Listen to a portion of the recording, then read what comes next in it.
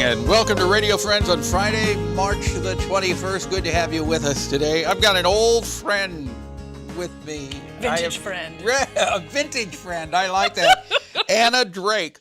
And Anna and I used to work together years ago out at KOMU. I hadn't seen you for years since we were both left there. We were in a restaurant about 2 months or so ago, and I heard this laughter, that only could belong to you. I told James that's got to be Anna over there. Yes. So Anna Drake, Heart of Missouri CASA. You're now working for CASA. I am working for CASA. Explain to our listeners and viewers what CASA is. CASA is an acronym that stands for Court Appointed Special Advocates. And basically, our volunteers provide a voice for abused and neglected children in court. Yeah. This is something that really is very emotional. And you are a very emotional person. I am. You're doing this because your heart was calling you to CASA, isn't it? Yes, and I'm blessedly, we have a staff who are very good and do more of the direct hands-on volunteer screening and training and recruitment. My talents personally are more in administration and fundraising and public awareness, so we all can work to our individual strengths. So you're always looking for people to volunteer for CASA. We are. Make the pitch now. What can people do to help out if they want to help young people? The number one thing that we're looking for are actual court-appointed special advocates, the people who go into court and advocate for children. There are 483 abuse and neglect cases in our judicial circuit alone. 483? Yes. Yes, and we're currently serving just over 100 of those children, which is fantastic. But of course, that's the level of need that we have for more advocates. So you need over 300 people. We need over 300 people to volunteer. But we do, I need to be honest, we ask a tremendous amount from our volunteers because of, like you said, the emotional side of this. We do put our volunteers through a very rigorous 30-hour training before they begin before they're sworn in as officers of the court, and we ask them to make a commitment of 8 to 10 hours a month. But if you ask any of our volunteers, they will all tell you they get far more out of it than they put into it. What do they have to do to become a volunteer? Let us know that they're interested, and we would be happy to talk to them. Because even if being a court-appointed advocate isn't for you, there are other ways to help. As a court-appointed advocate, what do you do? You go in court and provide a voice for the children.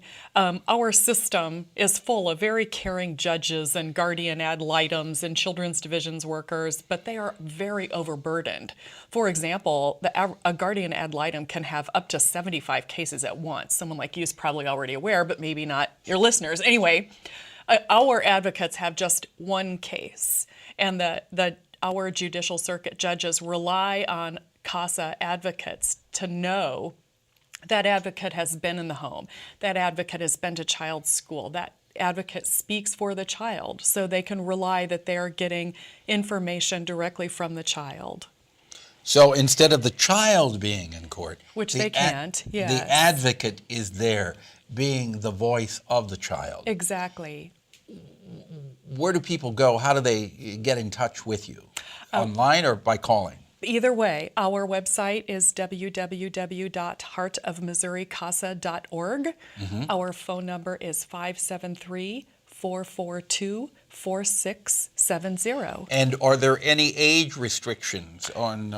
You must be over 18, and we have a very rigorous background screening process, as I'm sure you can imagine. But we would be happy to talk to people. All right. Give the phone number one more time. 573-442-4670. Anna Drake, thank you so much for coming. Thank you, Paul. By Heart of Missouri CASA, and it's good seeing you once again. You too. Okay. Now we turn to Ashley Ritzo, MU Healthcare. Good to have you here, Ashley. Thank you. And March is National Nutrition Month. We know that because we've been talking about it, and we know how important it is to eat right, exercise right, get the rest that we need. It all goes into a healthy lifestyle, right? Yes, you're correct. Okay. And What do you want to get across about National Nutrition Month? well, this year's theme is so great. It's enjoy the taste of eating right. And I think that's important to bring up because it's often overlooked. Enjoy the taste of eating right. So how do we enjoy the taste of eating right? Well, the first question is, what is eating right? So I brought a little prop today to talk Okay. to you about it. And I don't know, many people haven't seen the healthy eating plate So, yet. so the healthy eating plate has kind of replaced the food pyramid, hasn't it? Yes, it has. So we'll paint a picture. If you want to see this, go to kbia.org, click on Talk Shows and then Radio Friends, and you can see how it's divided up. But it looks like vegetables and grains have a bigger portion on that plate, right? You're right, they do. So the vegetables and fruits really take up a whole half of the plate. Okay. Quarter of the plate approximately is the grains and a quarter of the plate protein. So what you're saying is when you have a meal, at least half of it should be fruits and vegetables. Yes. And then a quarter protein and a quarter grain. Now, when we talk about a portion of fruit and vegetable, many of us have portions that are much larger than what the Dietetic Association recommends, right? Right. What is a portion of vegetable? A cup or half a cup? Well, it kind of depends. A half a cup of cooked vegetables or a cup of fresh raw vegetables. However, that's what I like about the plate, is you don't necessarily have to do as much measuring because if you're using the plate as your template and you keep in mind half that plate, fruits and vegetables, there's no Then you're measuring okay. required. Okay. And if you get more fruits and vegetables than a half a plate, that's okay too. That's okay too. I think in the morning I get probably a whole plate of fruits and vegetables. Well, good for you. Yeah. So that you can carry that through if you don't eat as much of it throughout the rest of the day, right? Sure. It you all sure counts. Can. It all counts. So at least half of your diet should, the way you look at it, half of the diet should be fruits and vegetables, a quarter grained and a quarter lean protein. Yes. All right. If people want more information, what do they do? If people want more information, they can go to the Academy of Nutrition and Dietetics website or MU Healthcare's website as well. Okay, and you'll have it all there. Ashley, thank you so much for coming by. Thank Pleasure you. seeing you again. Okay, our Monday we're going to talk about the Boone Foster Parent Support Program. Our program is directed by Travis McMillan of the Reynolds Journalism Institute Audio. Pat Akers, KBIA. Our flow director is Connor Hickox. And our assistant producer and guest coordinator, Uncle James Mauser.